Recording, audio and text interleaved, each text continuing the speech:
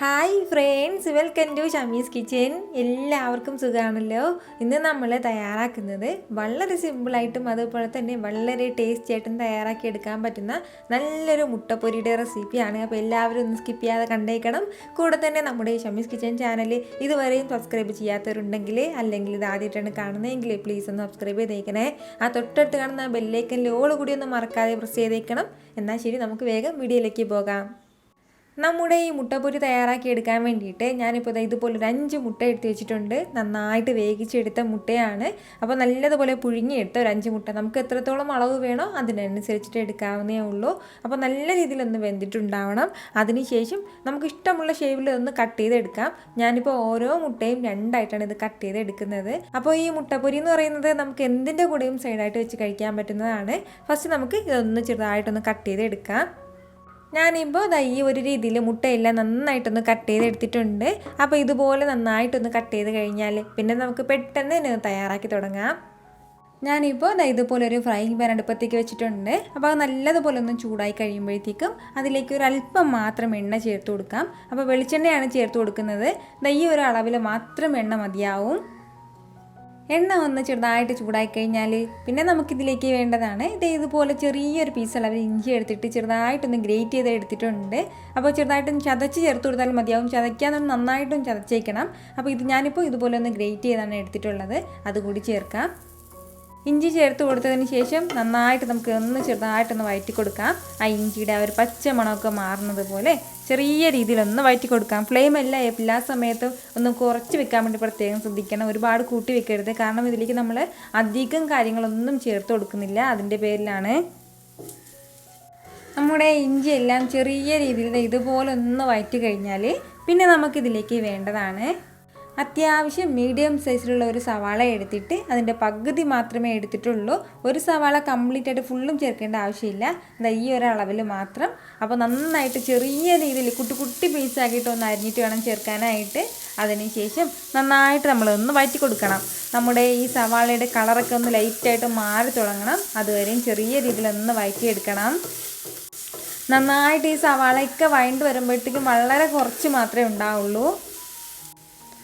ഇപ്പോൾ നമ്മുടെ സവാളയുടെ കളറൊക്കെ നന്നായിട്ടൊന്ന് മാറി തുടങ്ങിയിട്ടുണ്ട്. അപ്പോൾ ഇതുപോലെ സവാളയുടെ കളറൊക്കെ ഒന്ന് മാറി തുടങ്ങിയാൽ പിന്നെ നമുക്കിതിലേക്ക് ആവശ്യത്തിനുള്ള മസാലയും കൂടി ചേർത്ത് കൊടുക്കാം. ഇതുപോലെ 1 ടീസ്പൂൺ അളവിൽ മുളക് പൊടി ചേർക്കുകയാണ്. അധികം എരിവില്ലാത്ത മുളക് പൊടിയാണ് കേട്ടോ. അപ്പോൾ നല്ല എരിവുള്ള മുളക് പൊടിയാണെന്നുണ്ടെങ്കിൽ 1/2 ടീസ്പൂൺ അളവിൽ മതിയാവും.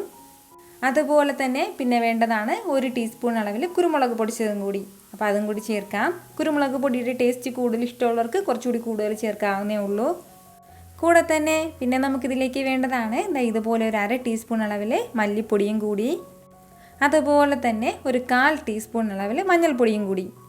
അപ്പോൾ ഇത് ഇത്രയും ചേർത്തിട്ട് നല്ല രീതിയിൽ ഇതെല്ലാം കൂടി ഒന്ന് മിക്സ് ചെയ്ത് കൊടുക്കണം. ഇതുപോലെ നന്നായിട്ട് ഇതെല്ലാം കൂടി ഒന്ന് വഴറ്റി കൊടുക്കണം. അതായത് ഒരുപാട് സമയം ഇട്ട് വഴറ്റേണ്ട ആവശ്യമൊന്നും ഇല്ല. പെട്ടെന്ന് തന്നെ ഇതുപോലെ ഒന്ന് വഴറ്റിയെടുക്കണം. നന്നായിട്ട് വഴറ്റിയതിന് ശേഷം പിന്നെ നമുക്കിതിലേക്ക് വേണ്ട കാര്യമാണ് ഒരല്പം ഉപ്പും കൂടി. നമ്മുടെ മുട്ടയ്ക്ക് ഇത്രയും ആവശ്യമായിട്ടുള്ള ഒരല്പം ഉപ്പും കൂടി ചേർത്ത് കൊടുക്കാം. നമ്മുടെ ഈ മസാലയൊക്കെ നന്നായിട്ടൊന്ന് മിക്സ് ചെയ്ത് കൊടുത്തു കഴിഞ്ഞാൽ പിന്നെ നമുക്ക് വേണ്ടതെന്ന് വെച്ചാൽ ഈ മസാല എല്ലാം നമ്മുടെ ഈ ഫ്രൈയിങ് പാനിലേക്ക് ചെറുതായിട്ടൊന്ന് പരത്തി, അതായത് സ്പ്രെഡ് ചെയ്ത് വെക്കണം എല്ലാ സ്ഥലത്തേക്കും.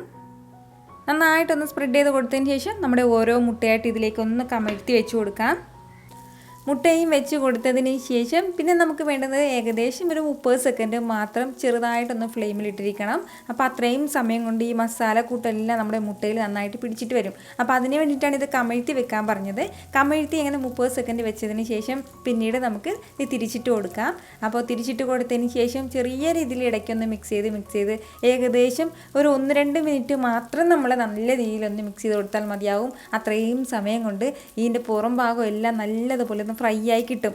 കാരണം നല്ല ചൂടുള്ള തവയാണ്, അതിൻ്റെ പേരിലാണ്. പെട്ടെന്ന് തന്നെ പുറം ഭാഗം ഒന്ന് ഫ്രൈ ആയി കിട്ടിക്കോളും. കാരണം ഇതിലേക്ക് വേറെ മസാലകളൊന്നും നമ്മൾ ചേർത്തിട്ടില്ല. നമ്മുടെ ഈ മുട്ടപ്പൊരി എന്ന് പറയുന്നത് തയ്യാറാക്കാനാണെന്നുണ്ടെങ്കിലും കാണാനാണെന്നുണ്ടെങ്കിലും വളരെ സിമ്പിളാണ്. പക്ഷേ തയ്യാറാക്കി കഴിഞ്ഞതിന് ശേഷം ഒരു മുട്ട എടുത്തിട്ട് ബാക്കി വന്ന ഈ മസാലപ്പൊടി ഉണ്ടല്ലോ, ഈ മസാലപ്പൊടിയിലേക്ക് ചെറുതായിട്ടൊന്ന് ഡിപ്പ് ചെയ്തിട്ട് കഴിച്ചാലുണ്ടല്ലോ നല്ല സൂപ്പർ ടേസ്റ്റി ആയിട്ടായിരിക്കും ഉണ്ടായിരിക്കുന്നത്. നമുക്കിതിങ്ങനെ തന്നെ കഴിക്കാം. അതെല്ലാം എന്നുണ്ടെങ്കിൽ നമ്മൾ സ്പെഷ്യലായിട്ട് എന്തിൻ്റെ കൂടെ വേണമെങ്കിലും കഴിക്കാം. അതായത് നമ്മുടെ ബിരിയാണിയുടെ കൂടെ സൈഡായിട്ട് വെക്കാം. അതുപോലെ തന്നെ നമ്മൾ തൈര് സാധമൊക്കെ ഉണ്ടല്ലോ, അപ്പോൾ തൈര് സാധത്തിൻ്റെ കൂടെ കഴിക്കാം. അങ്ങനെ സ്പെഷ്യലായിട്ട് നമ്മൾ ചോറിൻ്റെ കൂടെ കഴിക്കാം. അതല്ലാന്നുണ്ടെങ്കിൽ ചപ്പാത്തിയുടെ കൂടെയൊക്കെ സൈഡായിട്ട് ഇതുപോലെ മുട്ട മാത്രം മതി എന്നുള്ളവർക്ക് ഇതുപോലെ ഒരു മസാലയൊക്കെ ചേർത്തിട്ട് ഒരു മുട്ടപ്പൊരി വയ്ക്കുകയാണെന്നുണ്ടെങ്കിൽ പിന്നെ പറയാനുമില്ല. ഉറപ്പായിട്ട് നിങ്ങൾ ഒന്ന് തയ്യാറാക്കി നോക്കണം. ട്രൈ ചെയ്ത് നോക്കിയതിന് ശേഷം നിങ്ങളുടെ ഫീഡ്ബാക്ക് എനിക്ക് മറക്കാതെ ഒന്ന് അറിയിക്കുകയും വേണം. കാരണം നിങ്ങളുടെ ഫീഡ്ബാക്ക് കാണുമ്പോഴായിരിക്കും അത് മറ്റുള്ളവർക്കും തയ്യാറാക്കി നോക്കാനുള്ള ഒരു പ്രചോദനം ഉണ്ടാകുന്നത്. അപ്പോൾ ഈ വീഡിയോ നിങ്ങൾക്ക് ഇഷ്ടമായിട്ടുണ്ടെന്നാണ് എൻ്റെ വിശ്വാസം. ഇഷ്ടമായാൽ ഇതൊന്ന് ലൈക്ക് ചെയ്തേക്കണം. ഇത് മറ്റുള്ളവരും കാണണമെന്ന് ആഗ്രഹിക്കുന്നുണ്ടെങ്കിൽ നിങ്ങളുടെ ഫ്രണ്ട്സിനും ഫാമിലിക്കും എല്ലാവർക്കും ഒന്ന് ഷെയർ ചെയ്ത് കൊടുക്കാനും മറക്കരുത്. വീണ്ടും നല്ലൊരു ഉഷാർ വീഡിയോ ആയിട്ട് ഞാൻ വരുന്നതായിരിക്കും.